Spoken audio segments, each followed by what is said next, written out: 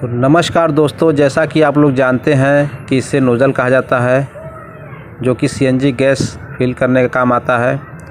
और ये ब्लैक वाला जो है इसका वाल्व है, और ये आगे इसको कहते हैं, इसको नोब कहते हैं, और इसमें ओरिंग लगाया जाता है। और कभी कभी आपने देखा होगा कि किसी व्हीकल में गैस फिल करते समय गैस लीक होती है, तो उस लीकेज को ठीक करने के लिए हमें क्या करना है, इसके बारे में एक छोटा सा वीडियो है, आप ज़रूर देखें, ध्यान से देखें।